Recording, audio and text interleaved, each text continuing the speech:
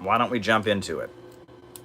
Folks, to understand politically where we're at in the United States right now, you have to understand a trajectory. And I'm going to basically spell it out for you very quickly and then go into detail about it. First, you have to understand Mccarthyism. You have to understand Mccarthyism. Mccarthyism. Then, you have to be able to understand how McCarthyism led to hippies. I should say / New Left. And then you have to be able to understand how hippies and the New Left led to the religious right,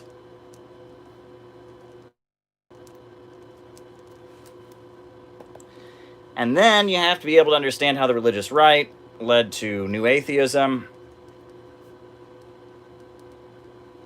and SJWism. And then you have to be able to understand how new atheism, SJWism led to Trump. And then, based on that understanding, you can understand where we go from here. Big question mark. So let's get right into it. McCarthyism. What was McCarthyism? Was following the Second World War, a wave of anti-communist hysteria in the United States. The United States had been victorious in the Second World War. The Soviet Union had been aligned with the United States during the Second World War. But almost as soon as the war ended, there was a wave of anti-communism all throughout U.S. society, and it was called McCarthyism.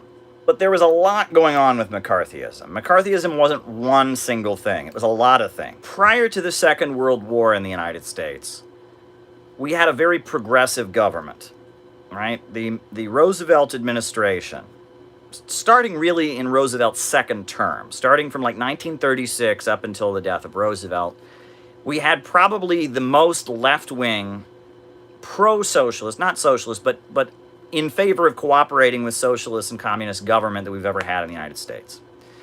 Roosevelt, basically, Roosevelt was a Democrat, and he was aligned with the Rockefeller family. He had been governor of New York. He became president of the United States.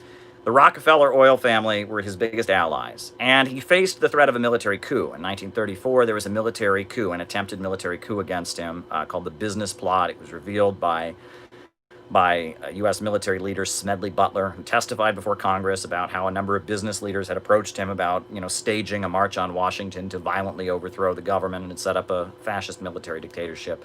So in the face of the threat of a fascist coup, and in the face of an economic crisis called the Great Depression, Roosevelt started aligning himself with communists and with socialists. He supported the labor union movement. He said that he supported the right of workers to occupy their factories during sit-down strikes. And he took some unprecedented moves.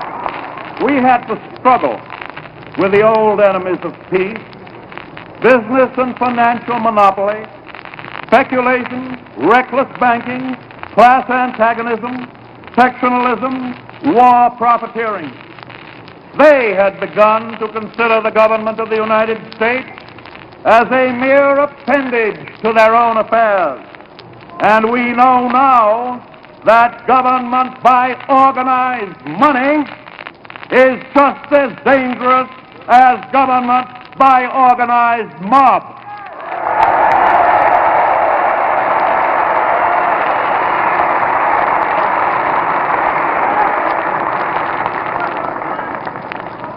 Never before in all our history have these forces been so united against one candidate as they stand today.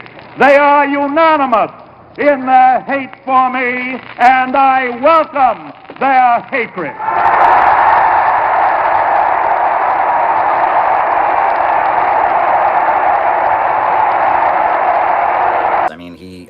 He spent government money to hire the unemployed. He hired unemployed people and put them to work building infrastructure around the United States. He legalized labor unions with the Wagner Act. He created a national labor relations board that would basically oversee the ability of workers to unionize on the job. He took some really unprecedented measures. He created unemployment insurance, and he did some really, really dramatic things. And in order to do it, he had an alliance with the Communist Party, with the unemployment councils, with the CIO, the Congress for Industrial Organizations, which was a new labor union movement that was organizing steel workers and auto workers and other workers that the AFL, the American Federation of Labor, wouldn't touch. They considered them unskilled. And Roosevelt, at some points, was very blatant about how much he admired the Soviet Union and how much he thought the Communist Party was okay. For example, Congress investigated Roosevelt for his ties to the Communist Party, and so he let Gilbert Green, who was a member of the Young Communist League, sleep over at the White House. And what was interesting is that Eleanor Roosevelt, Roosevelt's wife, she was pro or anti-Jim Crow. And she made a point of speaking against Jim Crow segregation, speaking in favor of civil rights. Now, Roosevelt wasn't willing to go that far. It was kind of a strategic decision, but you know, the beginnings of speaking against Jim Crow segregation were happening, and Roosevelt was very open that he thought the Soviet Union were good allies against the Nazis. You know, communists and socialist and labor leaders were invited to the White House. It was a left-wing government, and it took all these dramatic moves to improve the lives of working people during the Great Depression. When the Second World War began, at that point, the United States was aligned with the Soviet Union against Nazi Germany. And Roosevelt had a huge cult of personality. I know, for me, like, both of my grandparents were lifelong, both sides, you know, my grandparents on my father's side, my grandparents on my mother's side, both of them were lifelong Republicans, but they spoke about Roosevelt like you were talking about Jesus. You know, he wasn't a Democrat, he wasn't a Republican, he was just this amazing man who saved our country during the Depression and World War II. Roosevelt was just held in reverent awe. Working people thought Roosevelt was just a saint. Roosevelt could do no wrong. So many working people had their lives saved by Roosevelt. I mean, listen to, there's a song by Woody Guthrie, Dear Mrs. Roosevelt, which talks about how much Roosevelt was loved. There's a story of a textile worker shaking hands with Roosevelt and saying, "I'm voting for you because you're the first man to know that my boss is a son of a bitch." You know, I mean, it was that kind of admiration. Roosevelt was just seen as a champion of working people, and it was no secret that the Communist Party USA supported him, campaigned for him. So, coming out of the Second World War, you know, the USA and the Soviet Union were no longer allies, right? The Cold War began. Roosevelt died. Roosevelt was replaced by Harry Truman. And within the Democratic Party, the biggest enemies of Roosevelt had been Catholics.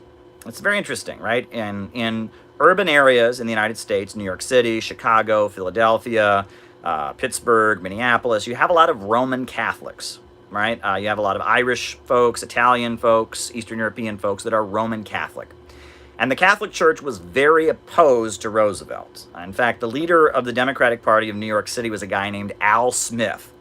And Al Smith was a Democrat, and he was an Irish Catholic, and he formed something called the American Liberty League, which was a group of Democrats who thought Roosevelt was a secret communist, and they worked against him. And within the Democratic Party, the Catholic associations, Italians, Irish, Roman Catholic folks, they hated Roosevelt because they thought he was sympathetic to communism. They were very, very hostile to Franklin Roosevelt. They considered him to be just rotten. And so, after Roosevelt's death, the Catholic wing of the urban political machines, they began to move against the Roosevelt wing of the urban political machines. The Democratic Party tends to be based, at that point it was the South was the Democratic Party, and it was the urban areas of the North. And in the urban areas, the Catholic wing of the Democratic Party just went after the pro-Roosevelt wing of the Democratic Party and accused them of having ties to communism, of being foreign agents. And it was actually the Kennedy family, you know, John F. Kennedy's father, was part of the House Un-American Activities Committee. And they just started viciously going after the pro-Roosevelt wing of the Democratic Party. And that started happening. It started with the Catholic Democrats saying that, you know, there is this pro-communist wing of the Democratic Party, that Roosevelt gave half of Europe to Stalin. Eventually, you know, the Roosevelt had somehow enabled China to have a communist revolution. Roosevelt was a traitor. Roosevelt was a Soviet agent. And it started with that. and the Communist Party was outlawed. 1948, they had a federal trial called the Smith Act trial, where the leaders of the Communist Party were put in jail. And television was a new thing. For the first time, American families had TV, and every night on television, they were telling people the Soviets are going to drop atomic bombs on us and kill us all. And Americans were just whipped up into this hysteria. The communists are coming. The communists are going to kill us. And it was a scary moment. And it started with the Democratic Party, but then it turned into the Republicans accusing the Democratic Party, the entire Democratic Party, of being soft on communism. And what was weird was it started to take on, McCarthyism was a lot more than just an anti-communist hysteria. For example, one of the big things during the period was that they really started to crack down on homosexuality in the United States, which was weird because the Communist Party didn't allow any gay people to join at that point. The Communist Party said that homosexuality was bourgeois decadence, and they had a ban on any gay members. But that didn't matter. So there was this feeling in U.S. media that homosexuality was somehow communist. If someone was gay, they were probably a communist. So the State Department actually had a ban on any gay person working at the State Department, and a lot of U.S. states had similar laws that if you were gay, you couldn't work. You couldn't work in the government because that meant that you might be a communist. There was a big crackdown on pornography, a big crackdown on sexually explicit material, a lot of censorship. And it was just kind of this shift in U.S. society where the society became very, very conservative and very, very militarized. The military became a very big part of U.S. society. And the Korean War happened, right? And there was a draft, and thousands of Americans went and died in the Korean Peninsula. And there was just a big crackdown. And McCarthyism, it effectively weakened and isolated the Communist Party USA. It destroyed the Roosevelt wing of the Democratic Party. But it started to get out of control. The ruling class of the United States started to feel like McCarthyism was getting out of control, especially after Stalin died. In 1953, Stalin dies, right? And Stalin dies, and the USA is getting the idea that Khrushchev, who comes to replace Stalin, is going to be somebody they can negotiate with. But they've whipped up this hysteria in society where they can't do that because the population is convinced that talking to a communist is evil. For example, Yugoslavia. In 1948, Yugoslavia broke ties with the Soviet Union and started supporting the United States. So the U.S. government wants to, play up this relationship with Yugoslavia. But all kinds of Americans are thinking, oh my God, we can't support a communist country like Yugoslavia. I mean, there's actually a joke, and McCarthyism is named after Senator Joe McCarthy, who was an Irish Catholic from Wisconsin, who was kind of the face of this. I mean, the leader of the House Un-American Activities Committee, a U.S. senator. And, there's a joke that, someone comes before Joe McCarthy, and Joe McCarthy says to them, "Are you now, or have you ever been a member of the Communist Party?" And the person says, "I'm very anti-communist." And he says, "I didn't ask you what kind of communist you are. I asked, are you now or have you ever been a member of the Communist Party?" And it got so ridiculous. It got ridiculous, right? The Catholic Worker Organization, it was like basically outlawed because their newspaper had the name Worker in it, and people thought it was communist because it had Daily Worker, right? Hollywood, right? They blacklisted and imprisoned a number of the Hollywood 10. There were 10 screenwriters who went to prison because they refused to testify against other screenwriters who were part of the Communist Party. All kinds of people lost their jobs. It was insane. Like, public libraries wouldn't have communist books in them. There were states where, the Social Security Administration actually tried to outlaw communists receiving Social Security benefits. It was like insane. The anti-communist hysteria among the population got very insane. Stalin died. So Stalin died. And when Stalin died, there was a feeling that the United States, number one, could negotiate with Khrushchev. He was a little more open to negotiations with the United States. Number two, there was a feeling that Yugoslavia and China could be used as allies against the Soviet Union. So there was a feeling that this anti-communist hysteria wasn't helping the country. But that didn't matter. That did not matter. This section of the population was pretty riled up, and that a lot of these fanatical anti-communists were taking the anti-communism to this really extreme direction. For example, the U.S. military was accused by Joe McCarthy of being, controlled by communists. He claimed that somehow the communists had infiltrated the army and controlled the army. That's ridiculous. Joe McCarthy, I mean, he made all kinds of extreme allegations. A lot of the literature that was put out by supporters of Joe McCarthy said that the Rockefeller family were communists because they'd supported Roosevelt. Said that the Methodist Church, for example, the Methodist Church, one of the biggest, Protestant denominations in the United States, because it had signed statements about social justice, it was being accused of being communist. And it was so extreme and crazy that sections of the U.S. government felt like it was hurting U.S. foreign policy. And on top of that, many young people were alienated from McCarthyism. There was a feeling that McCarthyism was so extreme that it made the communists seem attractive almost. And there were a lot of young people who wouldn't have been communists, but then McCarthyism came along and they got interested in communism. Another thing that happened, was that racism was a big issue, right? I mean, the United States had Jim Crow segregation at that point. And the McCarthy crowd would say that anyone who protested for civil rights was a secret communist, was a communist agent. And it was an ongoing problem. And so after the death of Stalin, as Khrushchev came in, there started to be a feeling among the U.S. ruling class that McCarthyism was out of control. And there started to be a feeling that in order to effectively fight the Soviet Union, they needed to counter McCarthyism. That was basically what was going on. There was a shift in the strategy of how to defeat the communists. And the U.S. ruling class was shifting toward, supporting Yugoslavia, toward the CIA had already been covertly funding Trotskyites and left-wing intellectuals that were anti-communist. There was a feeling that it was better to fight the Soviet Union with a more liberal image than to be hardline militarists and all of that. And so there was started to be a shift in U.S. society. And the weird thing was the population had been trained to be anti-communist and extremely right-wing. And that was the thing. The population had been trained to think that pornography was communist, being gay was communist, that any communist country was pure evil. We couldn't align with them or have relations with them in the Cold War. The population had been so brainwashed by television that there was a big problem. And that was the feeling. So things started to shift. And already,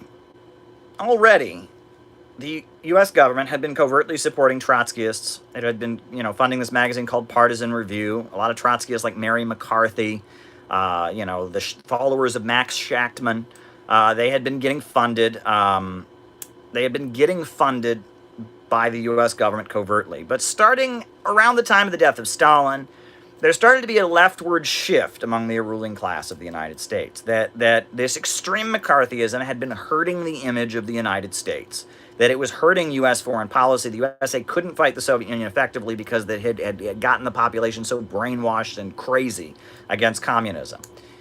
So that started to lay the basis for what you can call the new left, right? And the new left was very much a section of the U.S. ruling class trying to shift away from McCarthyism. Now, McCarthyism had been very, very socially conservative. Well, you had the research of Kinsey, Albert Kinsey, right? The Kinsey Report, which was this document that argued that sexual behavior, that was considered immoral or abnormal was much more common, that it was more normal to be gay, it was more normal to masturbate, things like that. That was published. Birth control started to be more legal and accessible. You also had, for example, you had the setting up of something called the Institute for Policy Studies, which was kind of a more critical anti-war think tank. And you had, some covert U.S. government and Rockefeller foundations and Ford Foundation money going to support different wings of the political establishment that were more left-wing as a way to try and push back against the extreme anti-communism. And that was the very beginnings of what you could call the new left. It was a shift. And part of the reason it was happening was because after the U.S. public started to get so sick of McCarthyism, a lot of the younger generation were actually joining the Communist Party. Membership in the Communist Party USA actually started to increase in the late 50s. Little known fact. And the Socialist Workers' Party, the Trotskyite Party, their membership started to increase. And then among younger people, if they didn't fit in with the establishment, there was a feeling, oh, we should be communists because the government's constantly telling us communists are evil, communists are bad, and the civil rights movement was going, and a lot of these younger people liked the civil rights movement, and the government had been saying the civil rights movement was communist, so if you got involved with the civil rights movement, it seemed sensible that you would become a communist. So in order to try and divert younger people that were becoming, critical of the U.S. establishment from becoming communists, and in order to push back against the extreme anti-communism of McCarthyism, we had the New Left, and that was the very beginnings of the New Left. The United Auto Workers, it's a major labor union in the United States, still is, but at that point it was huge because, the auto manufacturing at that point was massive. The UAW was a union that had been built by communists, but during McCarthyism they had banned communists from joining. But it was headed by Victor Reuther and Walter Reuther, two brothers. They had both been, Socialist Party members. And they even set up a student activist group called Students for a Democratic Society, SDS. It was originally called Students for Industrial Democracy. They changed the name to Students for a Democratic Society. And it was this activist group that was set up, and it was funded by the UAW union that would be pro-Civil War, pro-civil rights and opposing the Vietnam War, right? And they were against the Vietnam War. They were in favor of the civil rights movement. They had a rule that no communist could ever join them, but they advocated what they called industrial democracy, which meant like worker co-ops and factories and stuff like that. They were liberals, kind of. And so Students for a Democratic Society started to organize around the country. In places like Berkeley, California, for example, University of California, Berkeley had a rule on the campus that no political organizing could take place about off-campus issues. Right? That if you were protesting about an off-campus issue, you weren't allowed to do that on the campus, right? So at Berkeley, 1963, some students had a literature table about civil rights.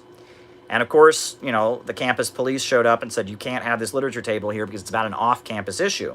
So they tried to arrest the students. The students refused to take their table down. They tried to arrest them. So a crowd of thousands of students came and surrounded the police car.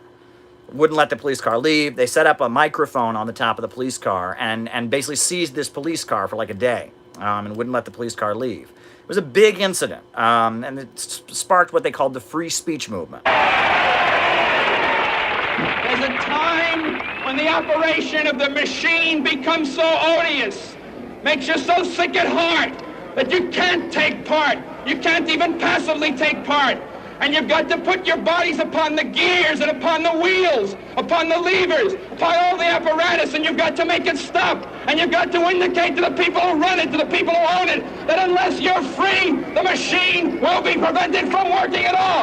And Students for a Democratic Society was on the campuses. Student Nonviolent Coordinating Committee, which was a civil rights group that was also around. They were doing stuff. And on the campuses, you had a lot of young people that were becoming involved in the civil rights movement and opposing the Vietnam War.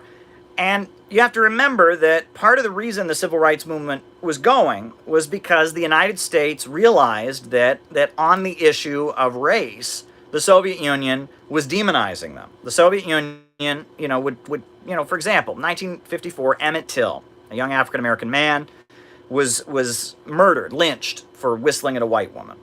He allegedly whistled at a white woman, and he was murdered and beaten to death. And so, they took a picture of his mutilated body. And this 14-year-old young man was killed brutally. It's an awful picture. I mean, look it up if you want.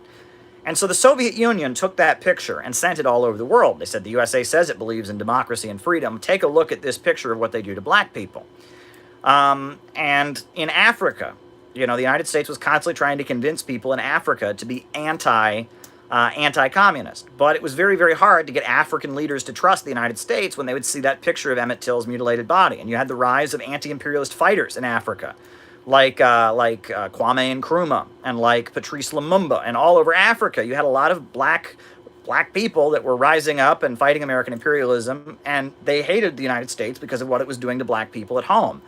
And so, this all caused the U.S. ruling class to start planting the seeds of the New Left. And the premise of the New Left was that communism was pure evil, but we're gonna be better than the communists. And they talk about anti-totalitarianism. Hannah Arendt was a big thinker who had been covertly funded by the CIA. She had this whole concept of totalitarianism. She said that the Nazis and the Soviets were the same. That sounds a little familiar now, doesn't it?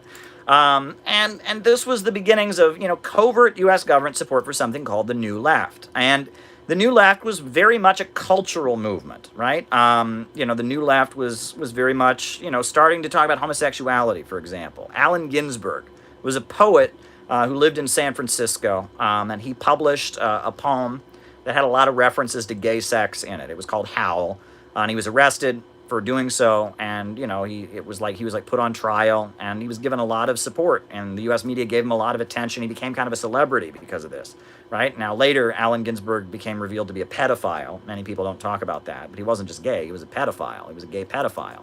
But regardless, you had this kind of pushback against McCarthyism.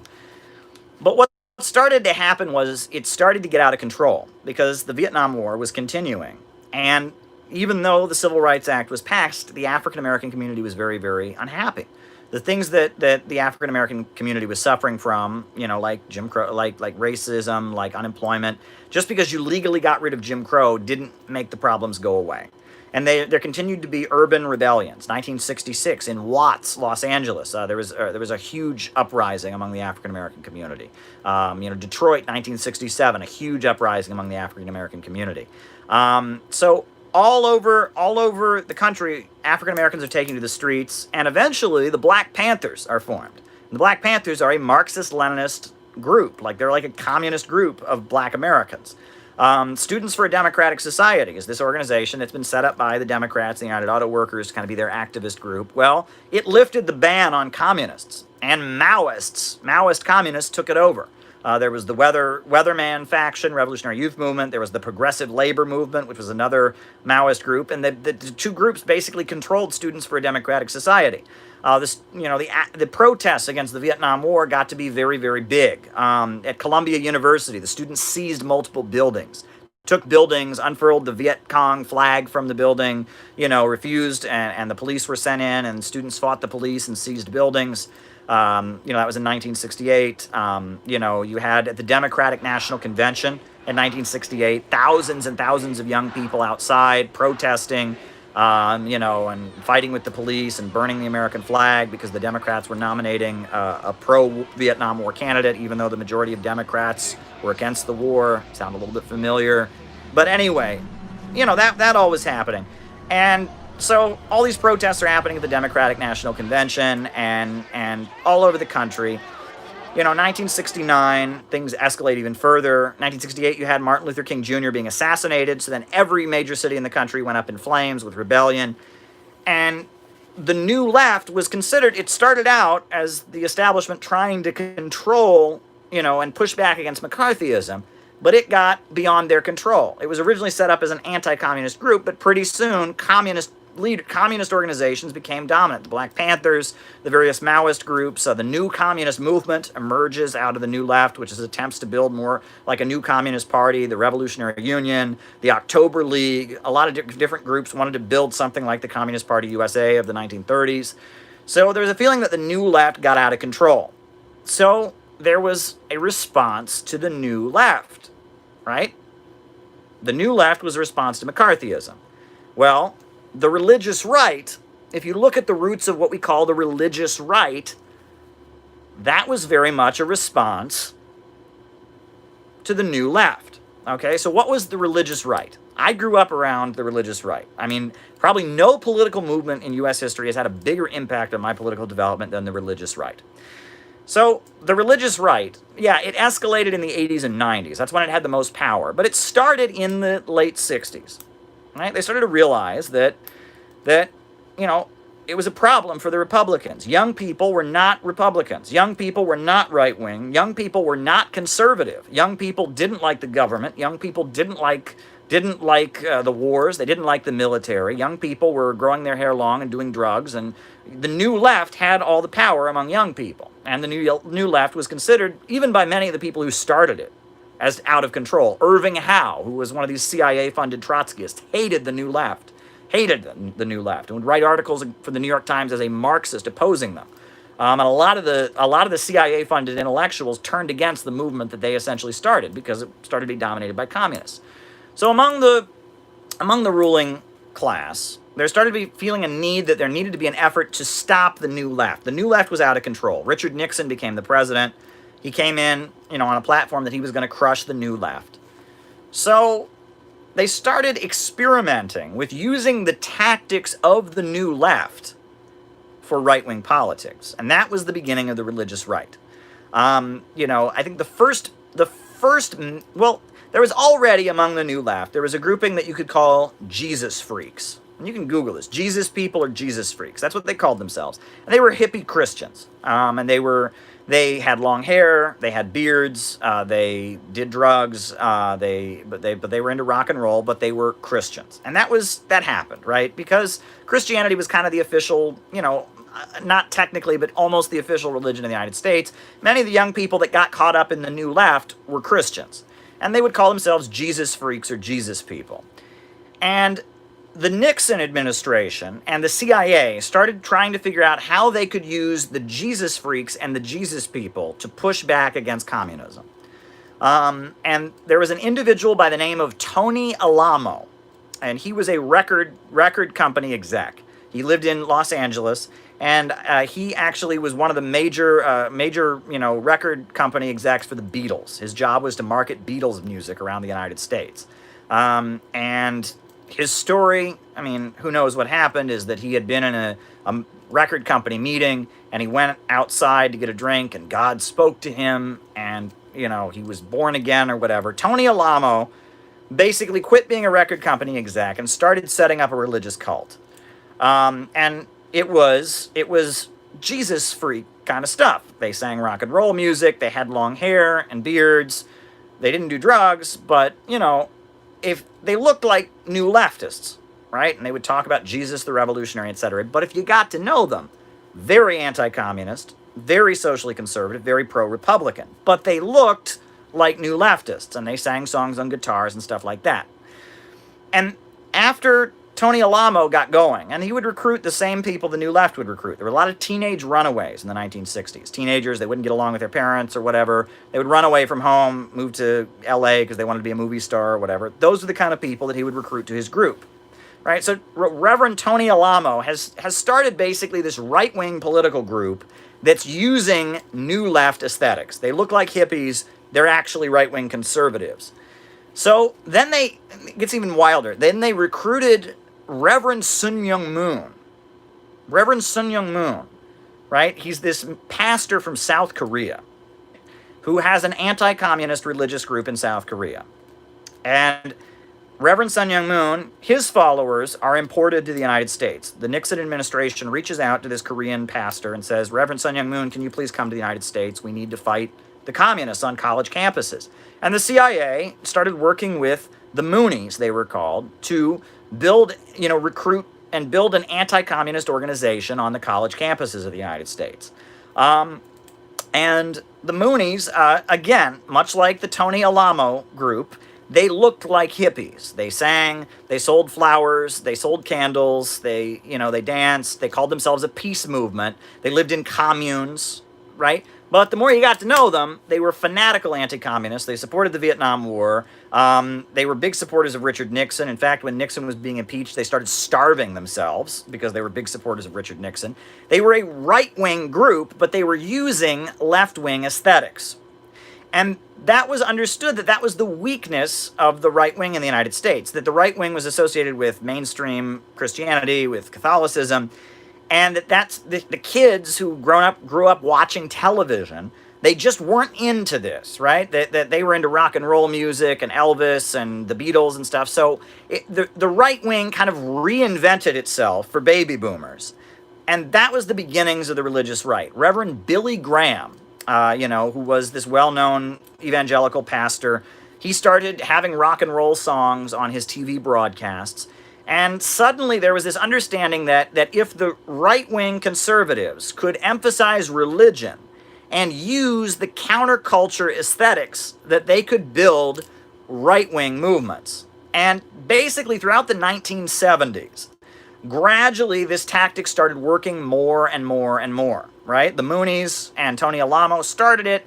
Billy Graham started doing it, but gradually it started to work more effectively. And by about the late 70s, 1978, 1979, you had the rise of Jerry Falwell. And Jerry Falwell was a right-wing minister, who he built something called the Moral Majority. And you had kind of a mass religious movement in the United States that was pro-war, pro-Republican, conservative, right-wing, anti-communist fanatics, but they used kind of the hippie aesthetics, right? Spiritualism, heavy emotions, a lot of crying, a lot of singing.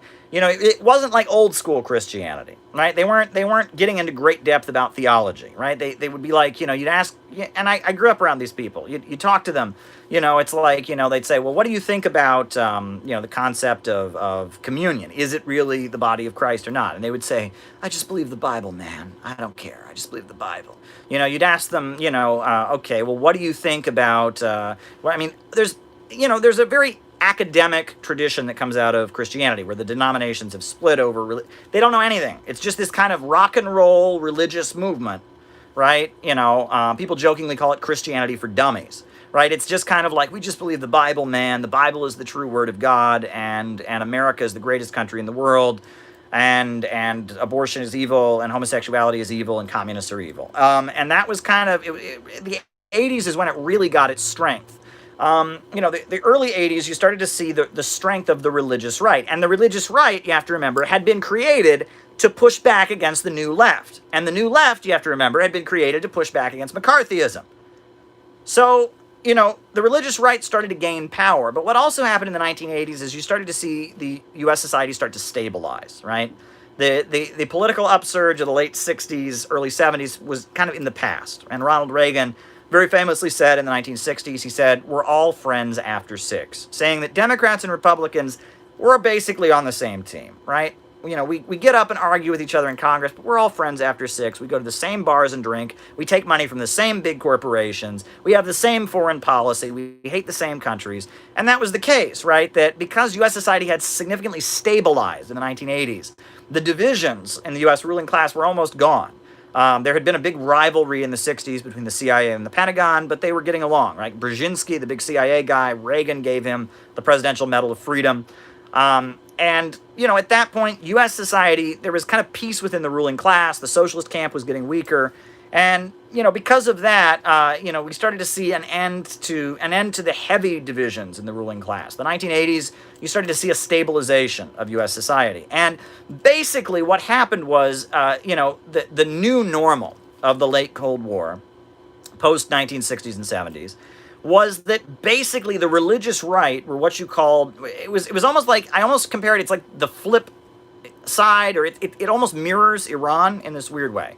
In Iran, the two political camps, they have the hardliners and the moderates. The hardliners call themselves principalists, the moderates call themselves reformists, but there are people who are vehemently, fanatically in favor of the Islamic Revolution, and there's people that are, they're kind of backing away, they're a little less. And in the United States, the religious right were the hardliners. They believed in American capitalism and the military and imperialism, and then you had liberals, which were the moderates. And that was kind of the new normal of the late Cold War. Of the late Cold War, you had the religious right that were the hardliners of America, and then you had the liberals and the Democrats that they basically believed the same thing, just not as fanatically. That was the new formulation. And after the fall of the Soviet Union, that political format remained intact, right? And the Republicans were the party of the religious right, and the neocons, right? The neocon foreign policy strategists. And the Democrats were a little less enthusiastic, but they all kind of had the same message, right? But let's speed up to the Bush administration, right? The Bush administration was probably the height of the strength of the religious right in the United States. Never before had the religious right been that powerful. George W. Bush was himself an adherent of the religious right. He didn't believe in evolution. He had been an alcoholic, and becoming a Baptist fundamentalist had helped George W. Bush give up his drinking, in theory, or his cocaine or whatever. And so, because of that, the religious right was really, really powerful, really, really powerful in the Bush years. And 9/11 happened during the Bush years. You remember 9/11? And the economy, let's remember that from about 1980 to the Bush years, there was just a gradual decline in the incomes of Americans, living standards of Americans, plus the demographics of the United States were gradually changing, right? I mean, the United States was less and less of a quote-unquote white country, right? That there was a lot of immigration, and that the demographics of the United States were changing. So gradually, right, culminating in the Bush years, right? Bush himself is an evangelical Christian. 9/11 happens. And a lot of the evangelicals, are really tied in with Israel. They're very supportive of Israel. And so they declare that 9/11 is, this is a war between Christianity and Islam. And George W. Bush even went as far as calling it a crusade. There's a clip where George W. Bush said, "We're having a crusade." And of course, in the Muslim world, the term crusade, doesn't go over too well. People remember all the massacres and killing.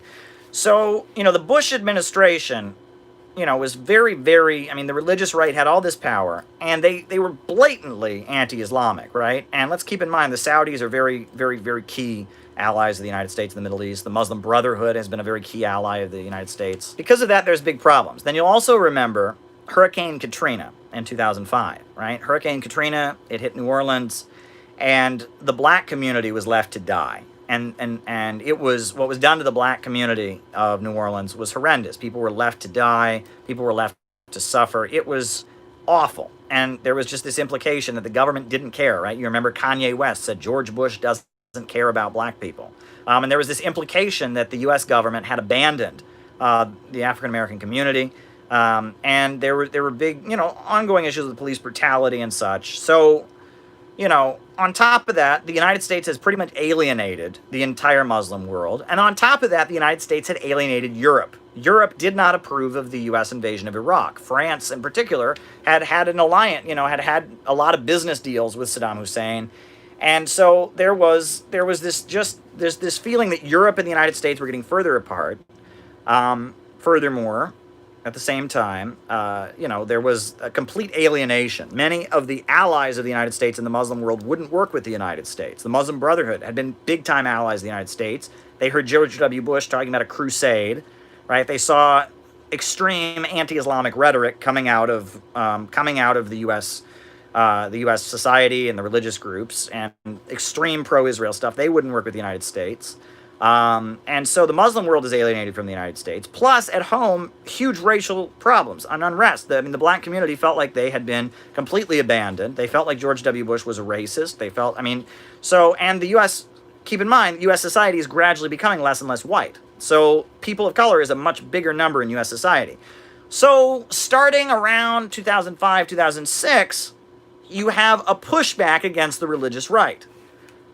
And again, right, we have the rise of what you can call the new atheist movement, number one, and what I guess I hate to use this word because it's what like right-wing people, but like SJWism. And both of those movements, both of those trends, I guess you could call it, were a pushback against the religious right. And the religious right was a pushback against the new left, and the new left was a pushback against McCarthyism. You getting this? There's a continuity to all of this, right? I remember 2006. I'm in college. I'm walking, through my dorm room, and someone's got C-SPAN on, and I look over on C-SPAN, and there's this guy I've never heard of called Richard Dawkins, and Richard Dawkins is on there saying God doesn't exist. He's an illusion. He's like the flying spaghetti monster, and that the new atheist movement is everywhere. What if you're wrong? Well, what if I'm wrong? Anybody could be wrong. We could all be wrong about the flying spaghetti monster and the pink unicorn and the flying teapot. You happen to have been brought up, I would presume, in the Christian faith. You know what it's like not to believe in a particular faith because you're not a Muslim, you're not a Hindu. Why aren't you a Hindu? Because you happen to have been brought up in America, not in India. If you'd been brought up in India, you'd be a Hindu. If you were brought up in Denmark in the time of the Vikings, you'd be believing in Wotan and Thor. If you were brought up in classical Greece, you'd be believing in Zeus. If you were brought up in Central Africa, you'd be believing in the great Juju up the mountain. There's no particular reason to pick on the Judeo-Christian God in which by the sheerest accident you happen to have been brought up and asked me the question, what if I'm wrong? What if you're wrong about the great juju at the bottom of the sea?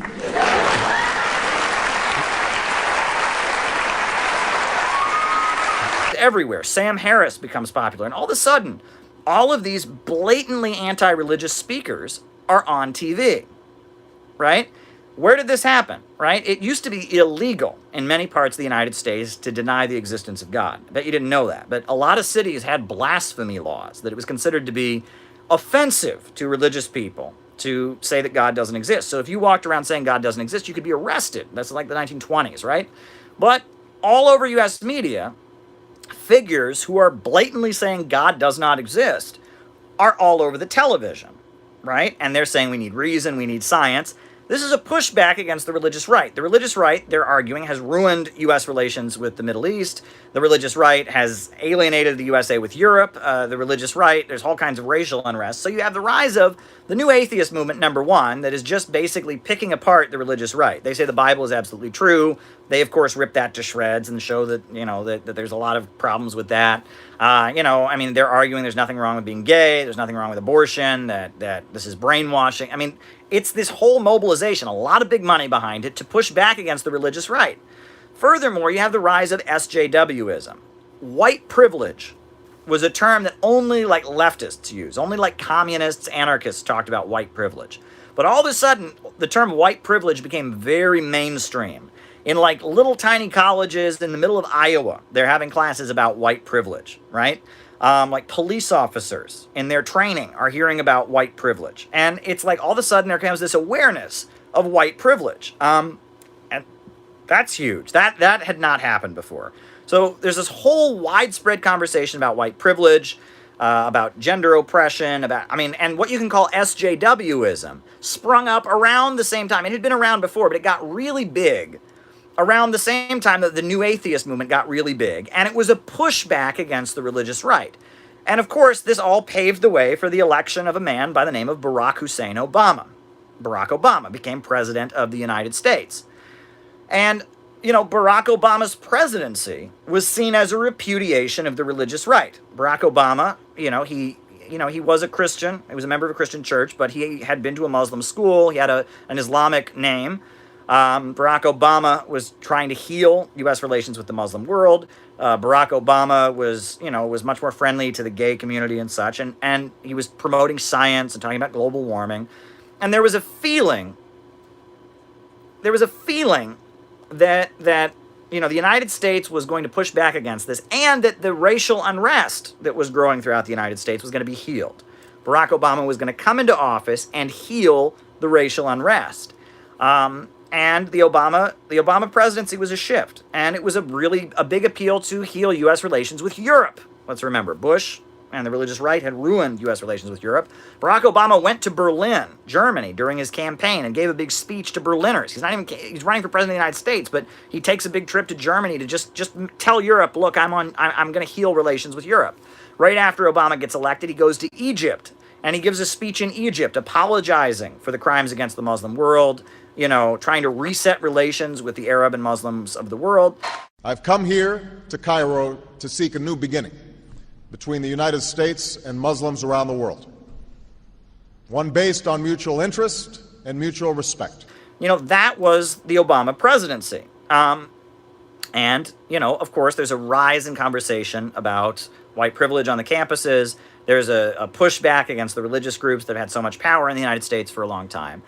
But what happens? Well, first of all, the economic crisis that happens right before Obama, the big crash, right? The economic crash of 2008, 2009 happened, right as Obama was coming into office. And that crash was a culmination of the fact that the income of Americans had been significantly declining. Americans just couldn't keep spending like they were before, right? And the culmination of it was Americans, they were not buying homes, right? They couldn't afford to keep buying homes. So in order to keep Americans buying homes, Alan Greenspan had legalized all kinds of mortgage lending practices that were wildly illegal before. And pretty soon, the housing bubble burst, and the U.S. economy crashed in 2008, 2009. A dramatic crash. So Barack Obama is the president during a big economic crash. Furthermore, there's all this awareness now about racism, right? White privilege and police brutality are widely being discussed. So protests against police brutality are taking place. And the protests become even bigger because there was many people in the black community who had believed that Barack Obama, because he was himself dark-skinned, that he would address the issue, that the issue of police brutality would go away because Barack Obama, was a person of color. He was a black man, and he would address the issue. And we saw in Ferguson, Missouri, things didn't get better. And so there was a prolonged uprising of protests every night, armed protests, violence in the streets.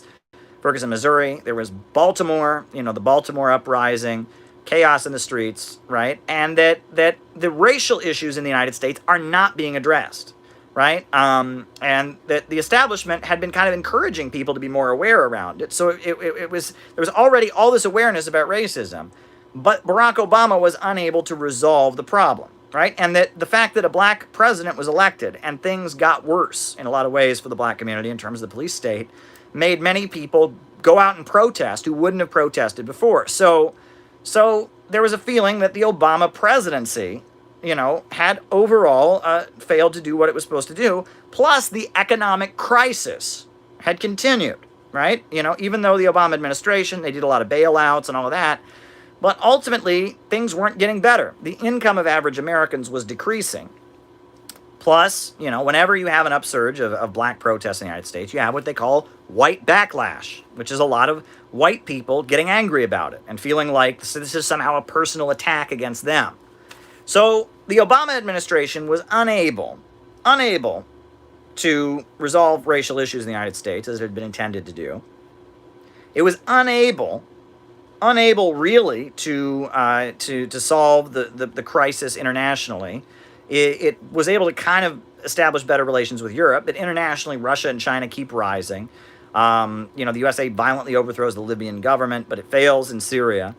And so the Obama administration is failing. So you have the rise of the Trump movement. And the Trump movement is kind of harnessing that white backlash, that resentment against Obama, and that resentment the religious people feel against, the new, the new atheist movement. Also, what's interesting is you have the rise of the alt-right, and many people have talked about how there's a pipeline. A lot of these alt-right guys were from religious right families, and they became new atheists. And then being a new atheist led them to become libertarians, right? Because the new atheist pitches, we're just so much smarter than everybody else. That's the libertarian approach too, right? We read free markets, we understand economics. So, you go from being a new atheist, you're from a religious right family, your family are Republicans, but you become a new atheist. You stop believing in the religious right, you're a new atheist, you're a Democrat. But you're into free markets, right? You don't believe in any of that socialism garbage. You've read books, right? You understand that capitalism is the only way. I mean, it's the height of arrogance. It's because there's a lack of socialist politics out there. But regardless, so, but then, third step is alt-right, right? That these libertarians, right? I mean, socialism can't possibly be the answer because, everyone knows communism's evil. So if there's inequality in the world, it must just mean that some races are superior to others, they would argue. Right? And so you have this pipeline. Many people have commented on it. The guys who are now followers of Richard Spencer and white supremacists, most of them were from religious right-wing families, became new atheists, became libertarians, and then because of the race question and because libertarianism and free market capitalism, doesn't seem to address inequalities, they became open racists. And of course, they're in the Trump camp. That when they were new atheists, they were voting for the Democrats. Then when they were libertarians, they were voting for the Democrats. Now they're racists. Right? And that trajectory, so we have, religious people blowing back against the new atheist movement. We have the failure of the Obama administration to resolve the racial tensions in the United States. Plus, we have this pipeline where people that were new atheists are becoming racists. That all lays the basis for Trumpism, right? Make America great again. Weird quasi-alliance between, openly racist folks. Plus you've got, the religious right. Plus you've got very vehemently anti-Islamic bigots, which that comes out of the New Atheist movement as well. The New Atheist movement really did, have the idea that Islam was like the most evil religion and stuff like that. That was a big part of the New Atheist movement. So, in a way, the Trump movement is a culmination of the Obama administration, right? The Obama Obama couldn't address these issues. He unleashed the New Atheist movement, which eventually led to the libertarian and alt-right pipeline, unable to resolve the issue. So the Trump movement is an attempt to address the problems created by the Obama movement. The Obama movement was an attempt to address the problems of the religious right. The religious right was an attempt to address the problems of the New Left. The New Left was an attempt to address the problems of McCarthyism. So that's kind of where we are. That's Trumpism is kind of the main movement in the United States right now, right? It's it's in power. It's in the White House. But obviously there's millions of Americans who don't agree with it. So the question is, what will be the response to Trumpism? What will it be? The establishment is trying to defeat Trumpism because many people within the establishment feel like Trump is hurting the U.S.'s image internationally, that Trump is mismanaging this pandemic. So there's already starting to be a response to Trumpism, right? But what is it, right? Bernie Sanders and democratic socialism, and social, really like welfarism, social democracy is rising. The Black Lives Matter movement has gotten even stronger than it was during the Obama years. These protests are massive. So what's going to happen next? And how do those of us who are socialists fit into this, right? We saw how the socialists operated during the New Left period. We saw how the socialists operated, during the Roosevelt years. So how do those of us who are actually Marxists, we're not, New Left hippies, we're not, quote unquote, Bernie-crat democratic socialists, we're like, actually want the banks, factories, and industries to be organized to serve the people. We want a centrally planned economy. We're anti-imperialist to our core. We don't support color revolutions. We support, friendship with socialist governments around the world. How do we operate within this response to Trumpism? That's a question. I don't know, right? And how do we operate within Trumpism itself? I'm asking the question. I don't have the answer, but that's the situation that we're in. Trumpism, which was a response to the failures of the New Left or the New Atheists and the SJWs, which was a response to the failures of the religious right, which was a response to the failures of the New Left, which was a response to the failures of McCarthyism. Well, now we're seeing a ruling class pushback against Trump, and the question is, what is it going to be? Number one, is it going to be full-blown social democracy? It seems like they're fighting that as much as they can. They don't want Bernie Sanders types to be the main voice of opposition to Trumpism. Number one, but number two, what's it going to look like? And I'm asking you. That's a fair question, right? What are they going to do? What kind of mobilization will be the pushback and response to the failures for the ruling class of the Trump administration, of the Trump movement? What will it be?